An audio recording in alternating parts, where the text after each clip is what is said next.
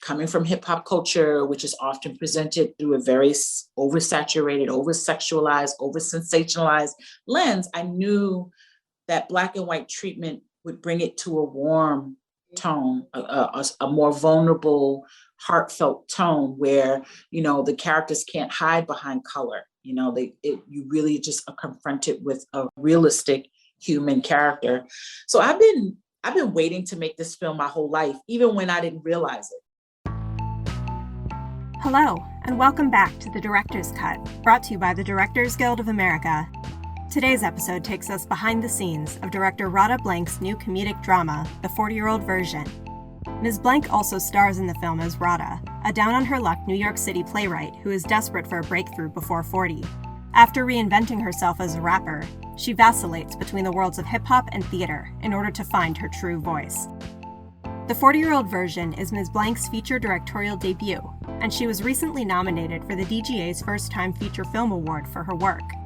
She also directed the movie for television Sam Bo, Speechwriter. Ms. Blank spoke with fellow director Liesl Tommy about filming the 40-Year-Old Version in front of a virtual audience. Listen on for their spoiler-filled conversation. Hello, DGA membership. I am so honored and proud to be in community with Miss Radha Blank. Radha is the director of the 40-Year-Old Version, and she is also the writer, producer, and actor. Radha and I have known each other for a very, very long time because we both floor mates in the American theater. In the American theater, but also in an apartment building in Harlem. That's right. So we were also neighbors while we were in the struggle. We both had studios in what was basically like an old rooming house in Harlem.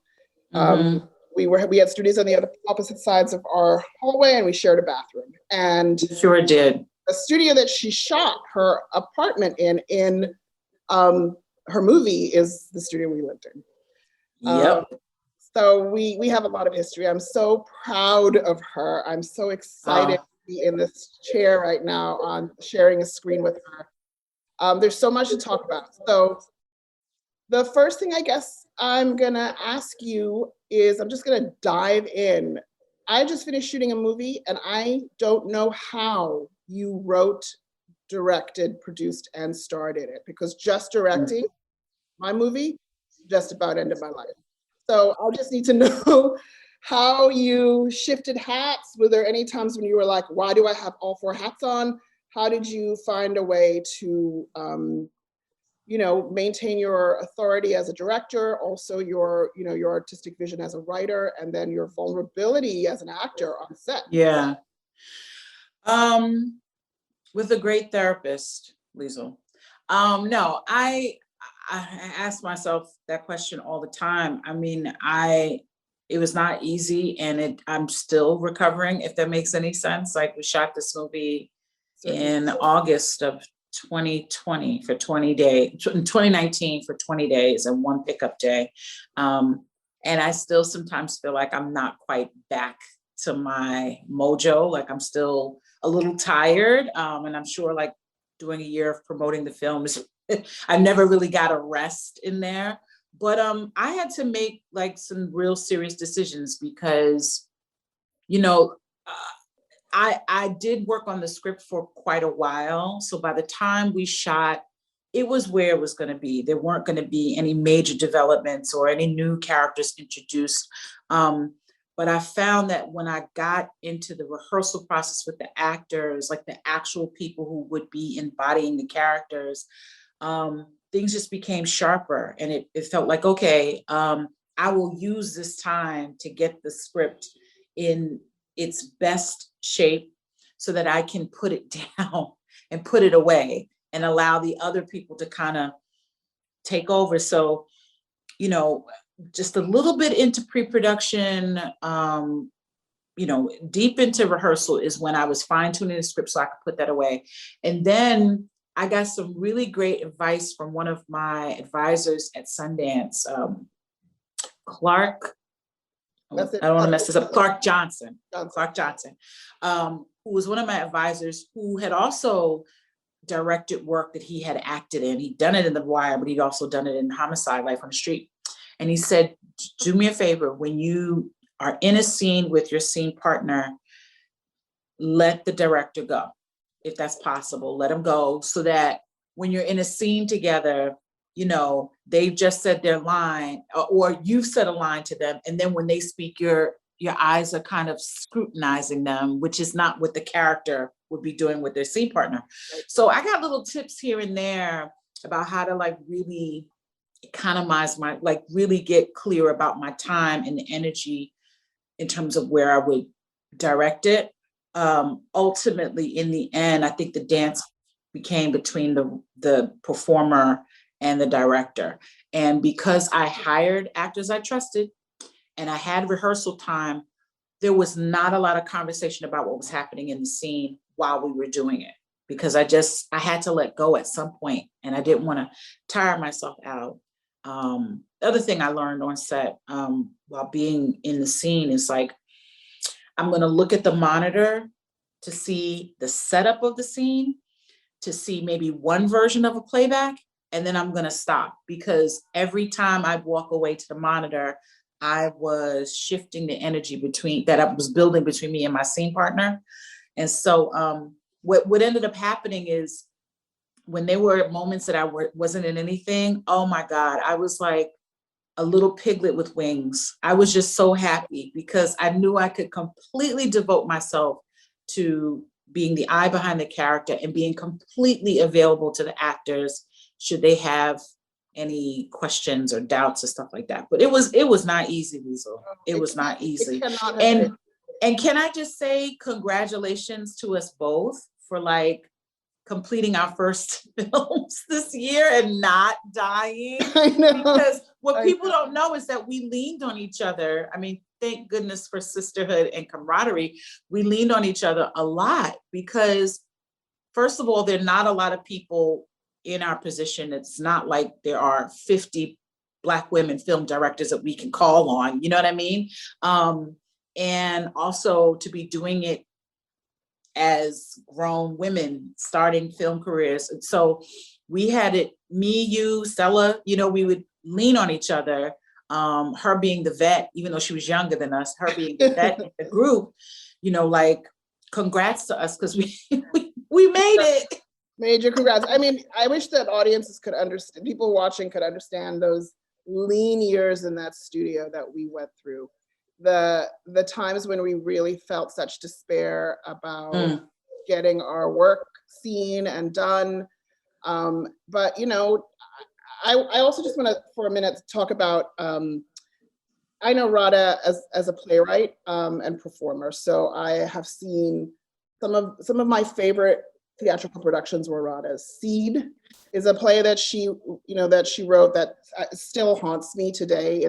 The character was just so evocative. The story was so profound. And I was fortunate enough to direct her with in a play called Happy Flower Nail, which is an incredible one-woman play that she wrote about women in a nail salon in Brooklyn. Thank you, Liesl. And I've seen, I saw 40-year-old version, you know, when she performed it live as a one-woman show in New York at the Public, at Joe's Pub, and to, you know, just to see the self-actualization that she has achieved is just so moving, so profound, because, you know, it takes so much strength to believe in yourself, to get yourself to this place, and it's profound. Thank so you. I want to talk about, given this journey, this long journey, what was day one on the set like for you? First scene you shot, day one on the set. Yeah. So you know how like biologically we have a set of buttocks, right? And there's a crack down the middle. My almost fused together from the tension. Like, I almost didn't have a crack. I mean, it just all kind of just coagulated into one cheek because of the level of tension that I felt. The very first scene that we shot is the scene where I meet Archie in that beautiful canopy off of Riverside Park to tell him that I want to make a mixtape. This is the very first scene, and it was a sequence of two oneers that we've seen together. And I remember the feeling on set. It's like everyone was a ball of nerves. Like folks had read the script and they were into it and they were excited. I think we might have done like a rehearsal. I don't like rehearsing too much on set. Yeah. And once we started shooting, those cheeks started to separate because a part of me was like, oh, this is it. This is it. Like whatever fears I had, there's like a steep hill coming down to that canopy. As I was coming down the hill, I had to leave them behind me because we started rolling, you know, and it was something about hearing the film fluttering in the can as the camera was rolling. Eric Bronco's my DP and he's shooting and we're, you know, like just a bundle of nerves. I mean, didn't you experience that yourself? First day on set, first feature film? You know, because you always feel like it's not real, like they can take it away from you at any moment. Like, you know, they'll come, there's like somebody's gonna come and say, actually, you know, the money didn't come through. We changed our mind. Because, you know, we've all heard those stories from directors who are like actually in prep in, you know, freaking Poland, and then it all gets shut down. So that part, I was just basically like waiting for that phone call. And then once, you know, it happened, there was just this, for me, it was such joy because like you, my beginning was in New York City, you know, the first few days. And I also shot in Riverside Park.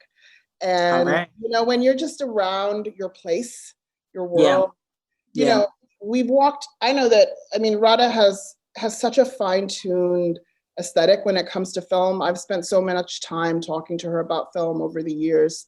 And so I know that she, like me, when you walk down the streets of New York, you're always taking snapshots in your head. You're always in your head. And so can you talk a little bit about that? Because this film it's like the love for your city is bathed in every frame. Oh, thank you. That means a lot. I mean, when Black people watch the film and say, oh, this movie's Black as, and when New Yorkers watch the film and say, yo, this is New York as, I feel the cold, dark coggles of my heart are warmed. I feel like, you know, maybe we have this similar experience where there's a part of me that always knew this is what I'm supposed to be doing, even though I was maybe too afraid to articulate it.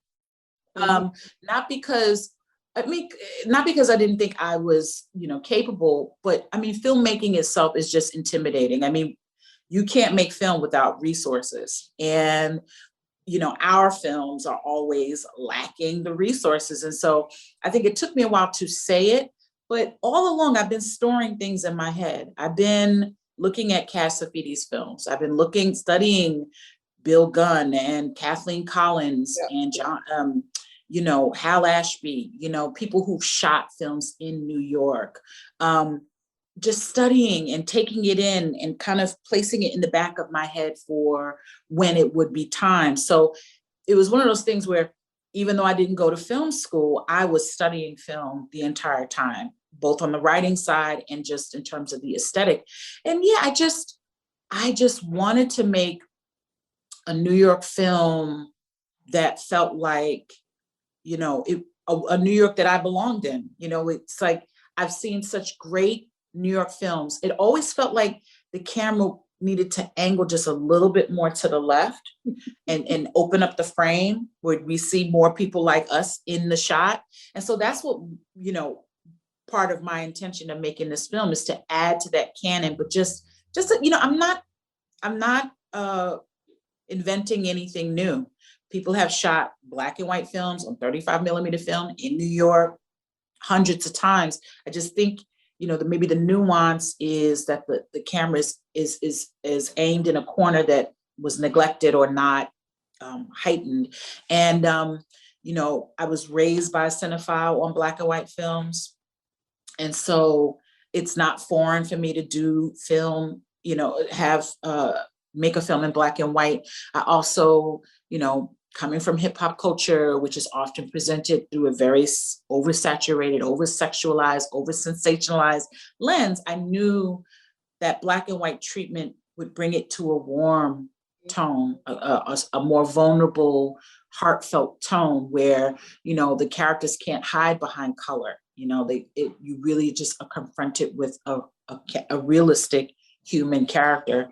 So I've been waiting to make this film my whole life, even when I didn't realize it, because I'm sitting and I'm watching films like The Apartment and just going like, oh my God, look at how luscious that black and white is, and not understanding why that moment in watching that film would be so important. But it's all paid off. You have a line in your script in the beginning that says a New York tale in black and white. Yeah, it said it on the title page.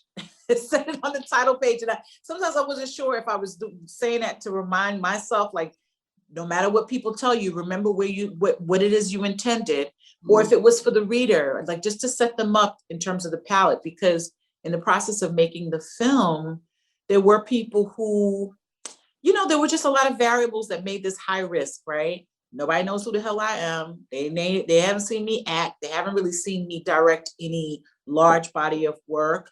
Most of the actors are quote unquote unknown. My runtime is over 2 hours. There's a lot of variables there. And so I would often hear, you know, potential producers or financiers say, but does it have to be in black or white? Why don't you shoot it in color? And then if you decide to make it in black and white, you can. And I understand, you know, like before this year, and maybe before Roma, you know, like black and white was just rare. And there's a fear that internationally, you know, how is this film going to do commercially, you know? And then you add this black woman who's not a size 2, doesn't have a typical look as the lead. So a lot of times I found people were projecting their fears onto my vision. And I had to make the decision every time I have a meeting and someone with very good intentions try to convince me to do something else, to say, nope, because it says it right here, buddy. A New York tale in black and white. It's on the title page, so it's got to be real. That's we have to give ourselves these guideposts so that when all of the external pressures come on, we always have this thing that keeps us honest, you know, keeps us committed to our vision. You know, every single part of this movie spoke to me. I was so emotional watching it, not just because, you know, I love you and I was so proud of you, but also because the story, you just can't help but connect to her journey. The only thing I wanted was more of you rapping. And because, you know, people just don't know what you can do. They know a little bit, but there's so much more where that comes from. Oh, you're being too kind. You're being too kind. Please. Can you talk a little bit about, you know, hip hop for you? Yeah. And just, you know, just being a female MC and, you know, where that came from, and is there anywhere it's going? You know, is there more? Yeah, I appreciate that question. And, you know, just to speak to, you know, what people may have described as like a lack of hip hop or performance in the film. I mean, even that was deliberate, you know, like some people are like, oh yeah, it's like a black woman's 8 Mile. And I'm like, well, it's really more like 2 Mile. Because, you know, she's actually doesn't have the typical hip hop aspirations. Yeah. I don't think this woman wants to be a rapper. I think that she uses hip hop to get her through what's troubling her and what's frustrating her. So hip hop in the film is more of a meditation. And yeah, there's only a few times I'm actually performing, but it's all over the movie, whether it's a car outside or the guys freestyling in the basement, performance on stage, me rhyming in it. Hip hop is all through the movie. It's just not showing up in those very performative ways. But yeah, like very much like my character, I've always been an MC. You know, when I was a teenager, I was pursuing it like professionally, and it didn't quite work out that way, but it's always been a part of my kind of like spiritual practice, you know, freestyling and stuff like that. And very much like my character, it became a source, it became a catharsis and a soft place to land when I was grieving my mother. You know, the difference between me and the character is she's like a year from her mom's death, and my mom passed away in 2013. And she died right before I was about to shoot the 40-year-old version, a web series, right? And I'd written these 10 episodes, and I had this mixtape. This idea was that I have this mixtape of songs that would correlate with the narrative. And after you watch the 10 episodes, you could download a free mixtape. And right as we were going to shoot the first 2 episodes, she passed away. And my life was devastated. I mean, we had the same birthday. We spoke 4 or 5 times a day. I mean, we were the Dorothy Spornak and Sophia Petrillo of Harlem. And so when she died, I really did not feel like, I didn't feel like there was a point in being a performer when my biggest cheerleader wasn't there. And so I went into mourning for a couple of months, and then a friend in common, Daniel Alexander Jones, am I saying that right? Yes, yeah. That's right. AKA Jemima Jones, called me and said, hey, do you want to, I'm curating a space at Jack, a performance thing at Jack. Do you want to do excerpts of your one woman show, Happy Flower Nail? And I was just like, I'm not in that space right now. I said, but you know what, I do have this music stuff, you know? And so performing as Rodimus Prime is what got me through the grief of losing my mother. I got to, do like hip hop cabaret. So it was like theater. It was like, I'd been a stand-up comic for 6 years at one point. I was able to bring that to the stage, my storytelling, my hip hop voice to the stage, and really like have a release around losing the most important person in my life. And so who knew I'd end up performing as Rodimus Prime for 2 years, just doing different shows here and there. And then when I came back and looked at the web series, it just felt smaller than it needed to be. And that's when I started transforming it into the feature film. But yeah, no, there's music coming. There's music coming because I'm always going to be a performer. And, I always say that the film is an origin tale. Mm-hmm. And it tells like the kind of beginnings of Rodimus Prime. And, I hope to share more of the music at some point soon. I'm very happy for myself and the whole world because I hope the whole world is pleased. So in the same way that music, your film is saturated with music, I just want to speak briefly about, the aesthetic. Your aesthetic is so sophisticated, in my opinion. I know your mother was an artist and your father was a musician.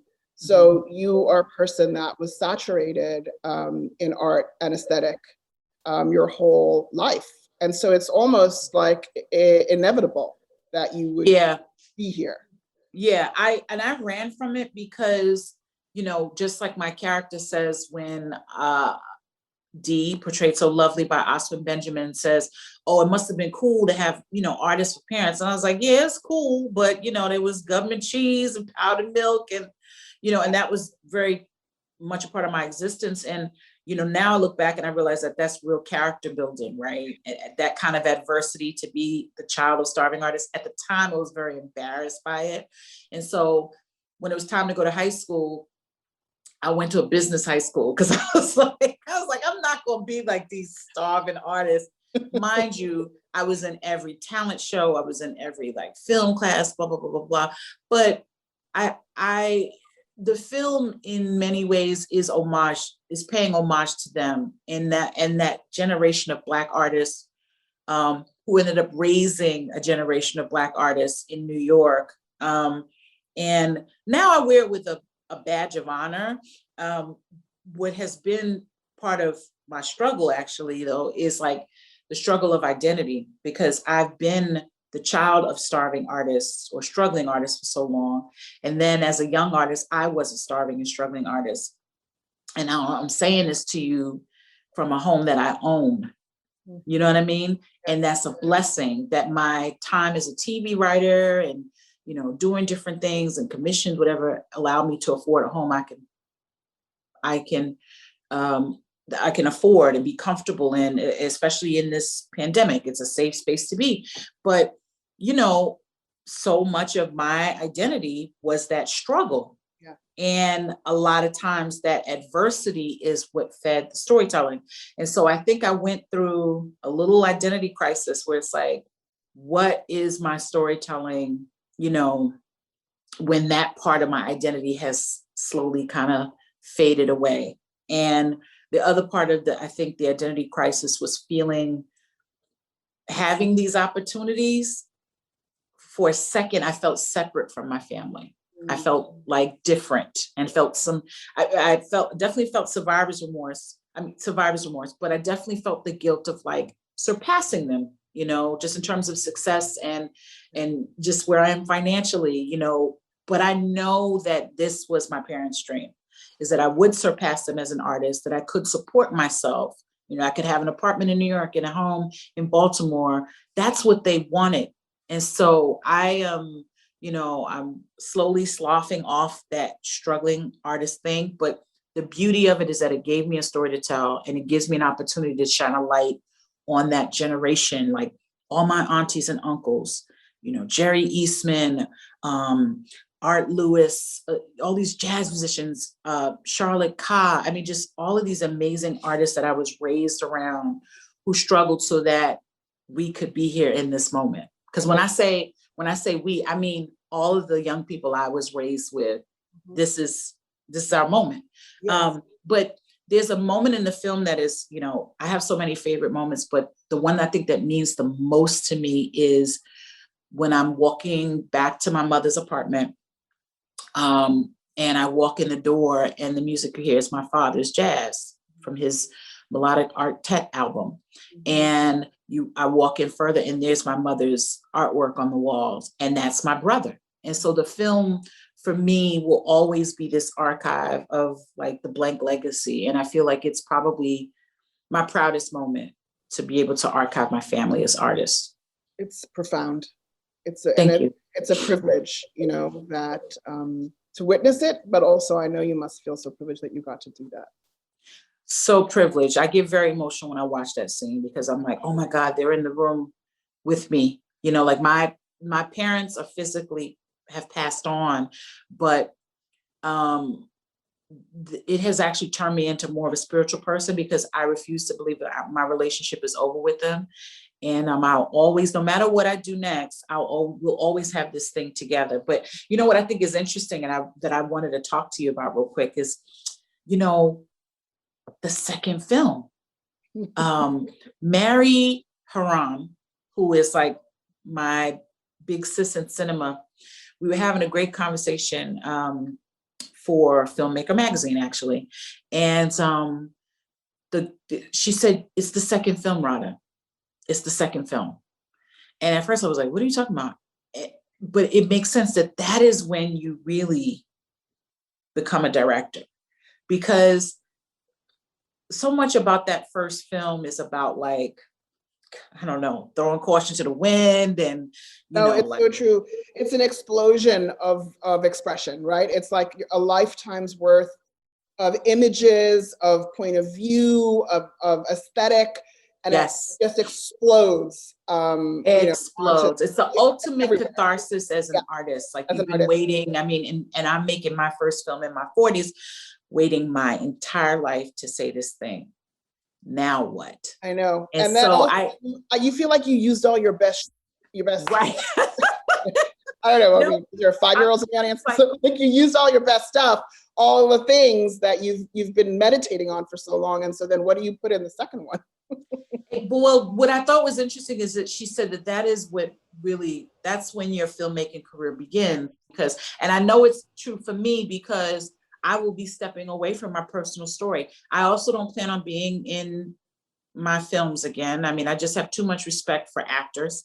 But I did this as a way to get more and more behind the camera. Yeah. So while I was nervous about making the first film, the second film, girl, I mean, are you having that same thing where it's like, oh, well.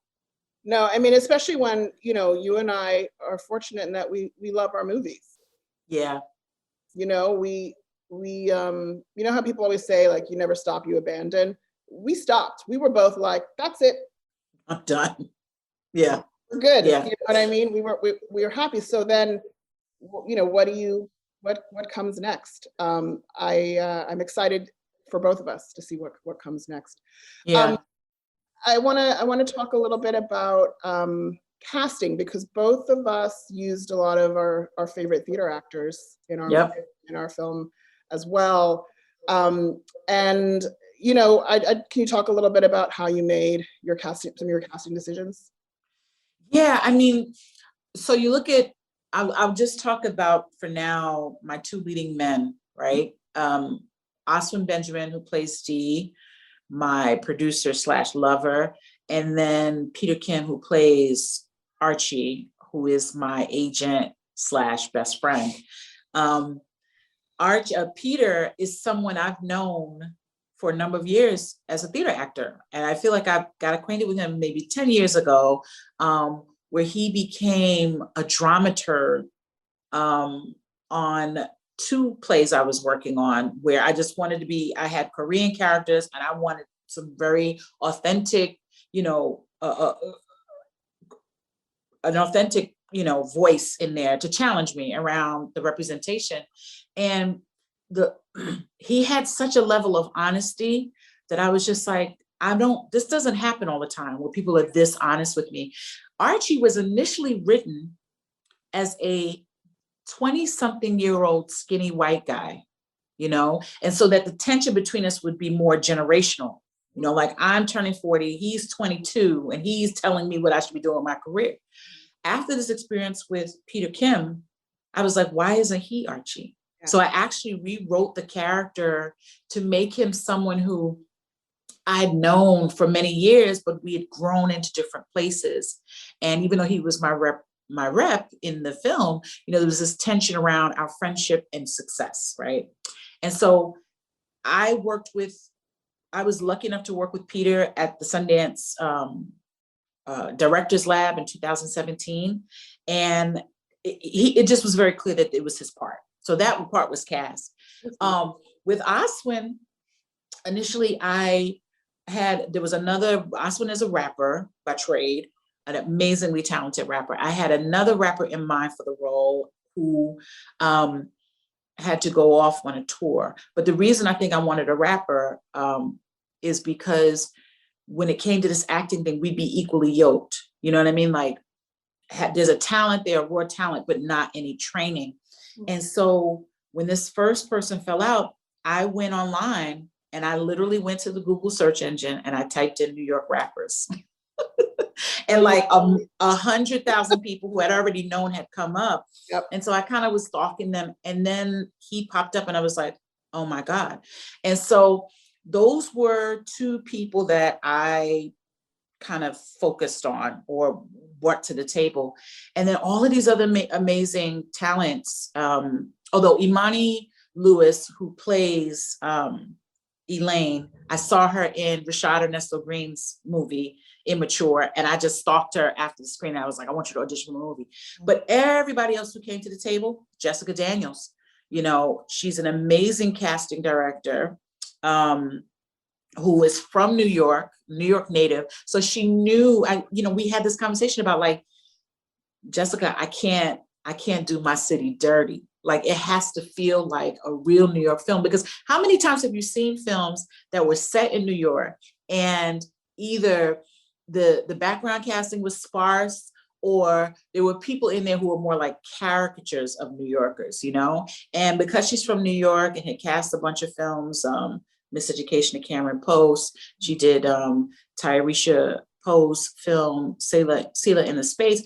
I just was like, she's my girl. And she found me those young people, those amazing young people. She's the person who put Jacob Ming Trent, you know, one of our favorite actors, in front of me, who ended up playing the homeless guy.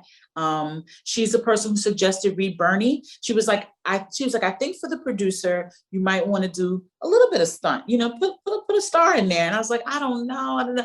Reed was amazing. Yeah. And he knew, because he'd come from the theater, he knew that character he played was an amalgam of a bunch of theater characters, a bunch of people that we know.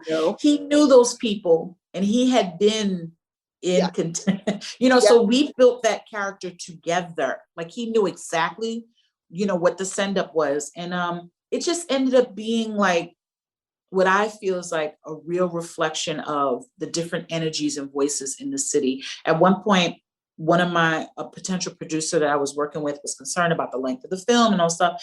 And, people are just trying to help. They were like, where could we cut? Maybe do we need the kids? Can you imagine this movie without Hiskiri Velasquez, Antonio Ortiz, TJ Adams, Imani Lewis? So like they brought so much heart and realness. They are the New York. Like through them, you get that authentic New York voice. And again, like I'm playing a version of myself. And I was a teaching artist for 20 years. I can't leave that.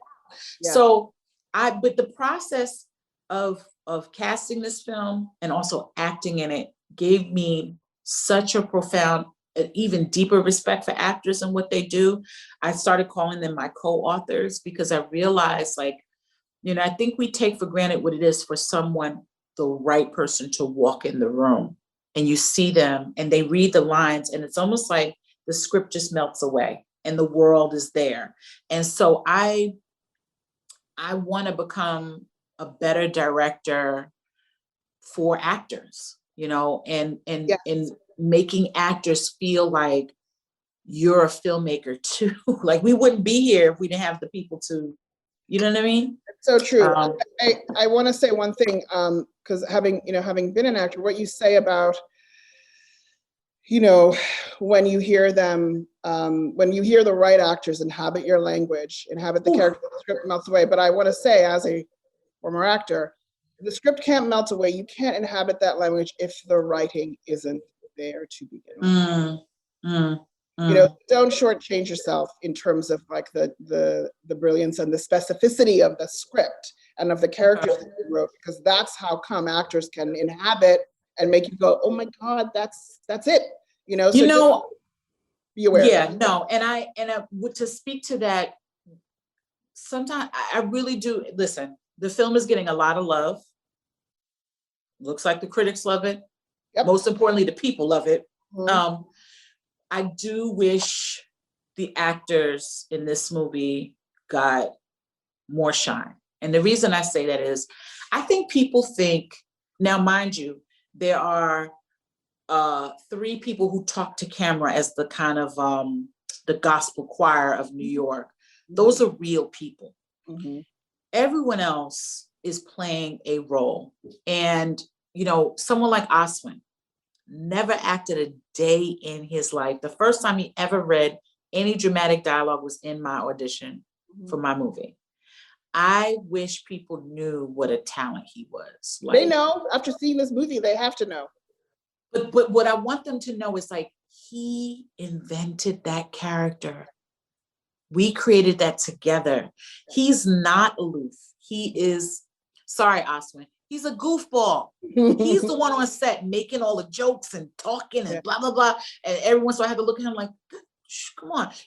He's not that character. And I always compare it to when Gabourey Sidibe, hey, Gabby, when she played Precious, and everyone thought, oh, wow, Lee Daniels got this girl to treat. And then she was on some late night show. I don't know, it was Jimmy Fallon, Jimmy Kimmel.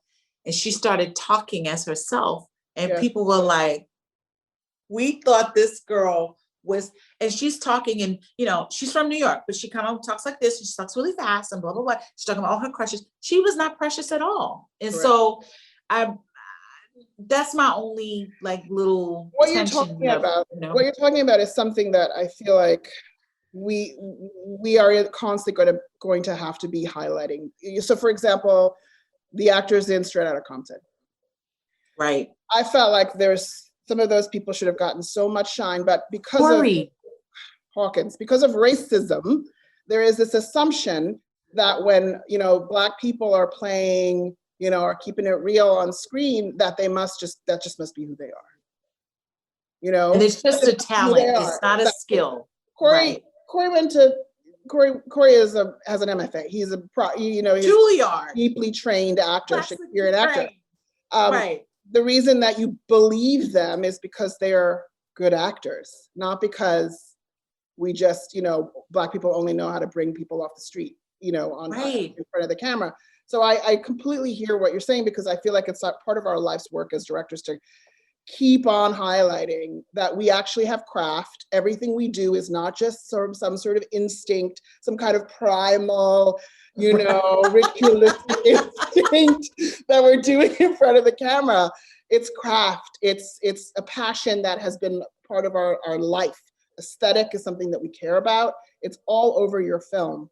And so it's a shame that, we still feel that we have to clarify that because of racist perceptions.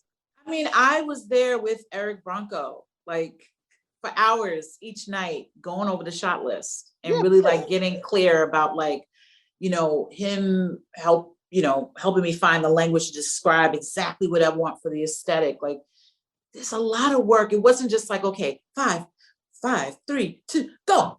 Everyone start dancing, move. Yes, it's a show. Everyone's performing. No, it's like, like everybody just follow your instincts. Let's just see what happens. No, it's sweat. And but something did happen. You had asked me about my first day, and now I'm thinking about my best, worst day, right? Where we were towards the end of shooting.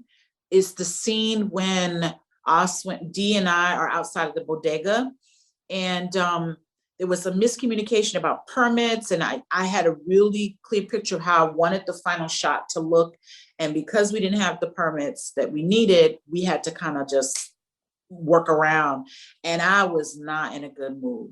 I was tired, and I'm having to talk to people off camera and then be on camera, whatever, and I was just melting down.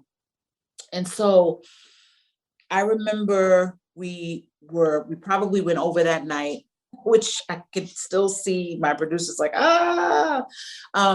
and by the time we were done and shut down and I was in the cab on my way from Brownsville back to Harlem, I was just a bucket of tears. Like, it was probably, to me, my greatest failure in terms of shooting the film, right? I just felt like I didn't rise to the occasion. I let the emotions get the best of me. I was too tired. I was this and that. And then, it's all about perception. There are all of these people sitting behind the camera. And I, at that point, because I started kind of, my feathers were ruffled and I was kind of falling apart. I thought everyone was looking at me like, yeah, whatever. Like, I could do a better job than her. Like, yeah. And so I cried. And it was this level of embarrassment. The only thing I could compare it to is like when you're in junior high school and something really terrible happens, you're just like, I'm not going, mommy, I don't care. I'm not going back. I can't, this is, and that's how I felt. I was like, I'm done. This is it, blah, blah, blah.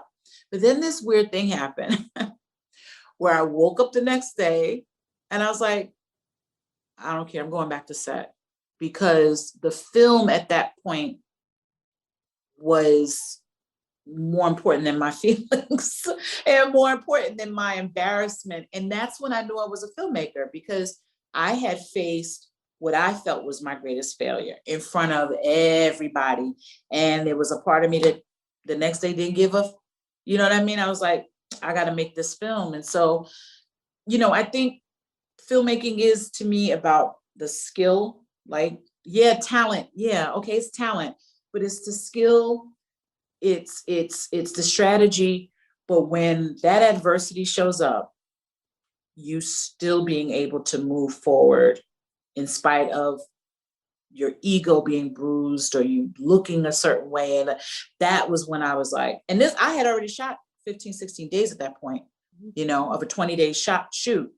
And that was when the filmmaker was born, is because I had my worst moment in front of everybody and I still had a film to make. So talent gets you so far. It really does take a certain personality. And I always remember that when I read somebody say something like, hey, Radha, good film, but what you really should have done was, and I go, yeah, you keep talking that you go make a feature film with a cast of 190 people, then we could talk, then you could come and critique my but until then, which is going to be never, you will stay behind your computer screen and critique my film, Radha, the other thing I want to just say, because that moment is so real, it's so profound, where, because there's nothing like being that exposed as a director. It's just, and then of course because you have, ovaries made of steel, you also just right. That's my band, by the way. We're opening at Coachella next year, Ovaries of Steel. But go ahead. But the thing is that the other part of directing is that you have to be a leader. And you have to keep everybody connected to your vision. That's right. And so, so that when people have a shitty day, when you have a shitty day, they still believe in what you're trying to do, and they will come back and give you everything. And that is, you did that. You had a vision that people believed in, because it was an independent film, right? So it wasn't like everybody was making a ton of money. They were there because of you. They were there because of your story, and they were there because they knew you had so much value, and it needed to be supported. So I'm so proud of you. I'm so happy. I feel the same way. I feel the same exact way about you. Like, I'm just so grateful that we were, present for each other in this journey, because it is such a specific experience that not everyone understands. Yeah.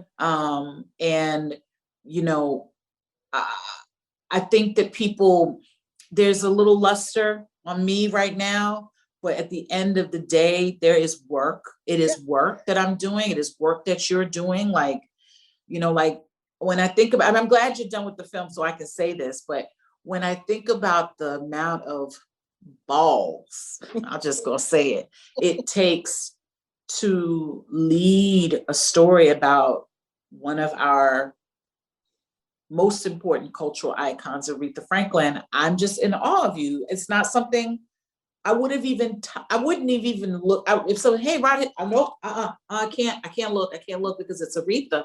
And listen, what I'll say to the people who are watching is I've already seen this film, and it's so good. And it's such, I think Aretha is like, okay, baby. Mm-hmm. She's not saying beautiful gowns.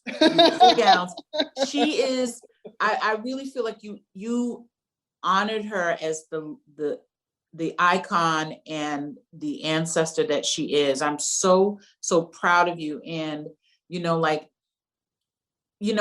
20 years ago, maybe 10 years ago, this film would have been directed by someone else, maybe not a Black woman, And so what it means to have a Black woman at the helm of that story, and to do it with grace and nuance and innovation the way that you did, I'm so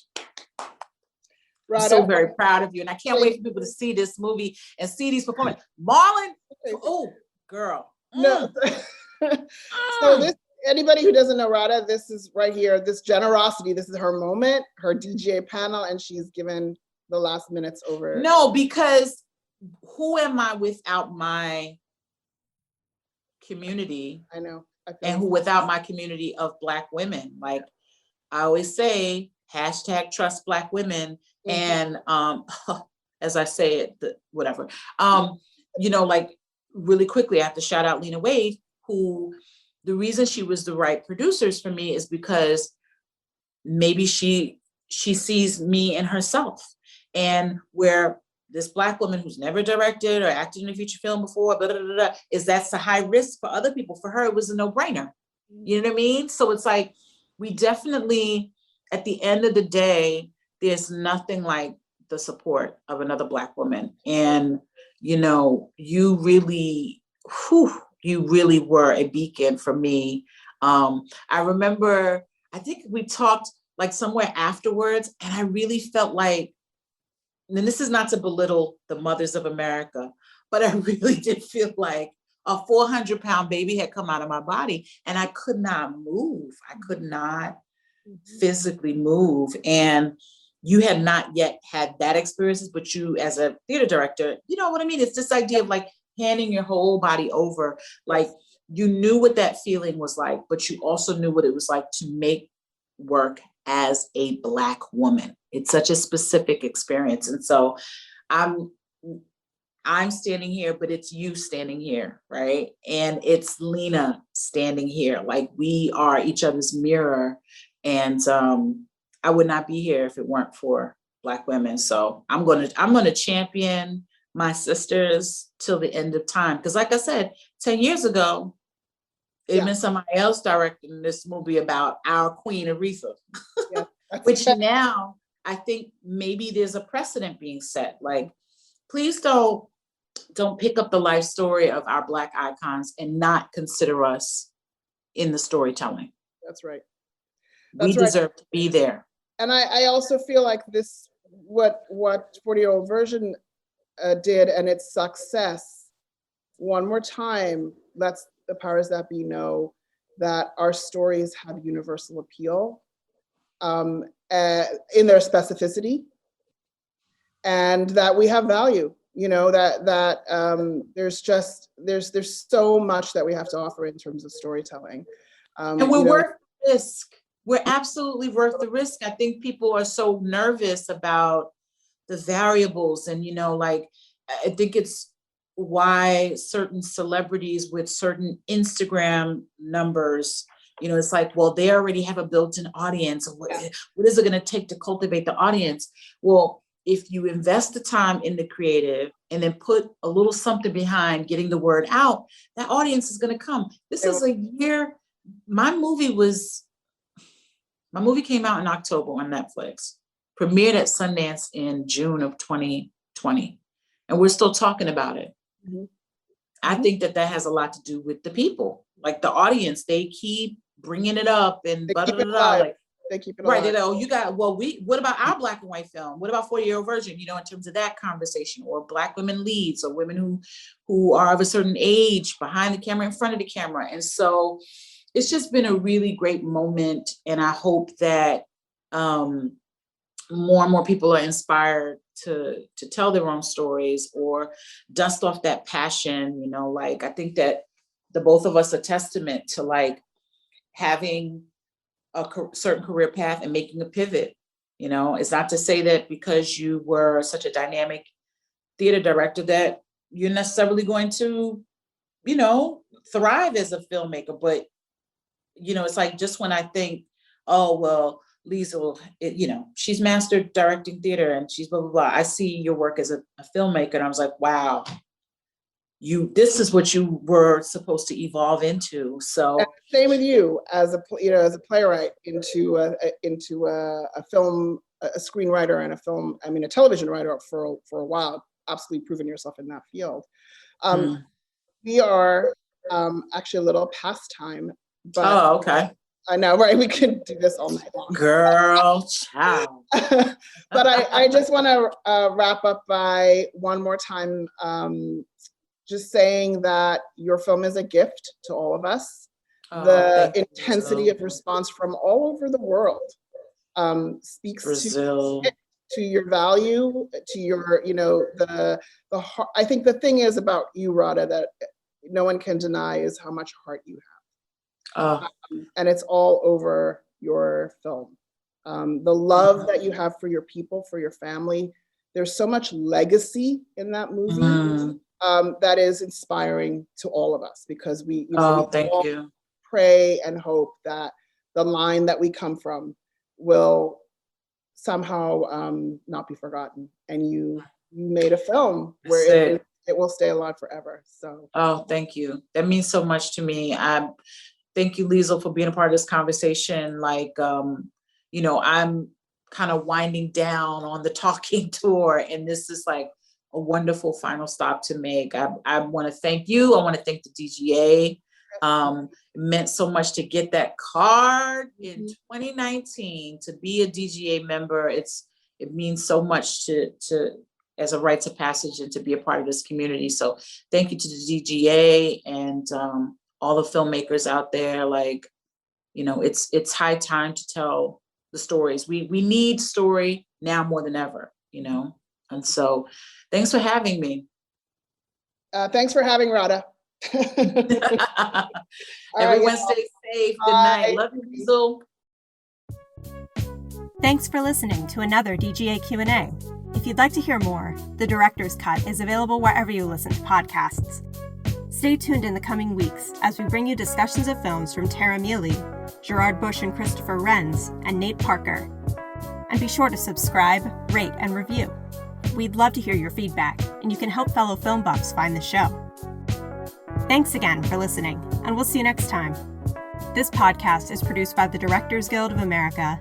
Music is by Dan Wally.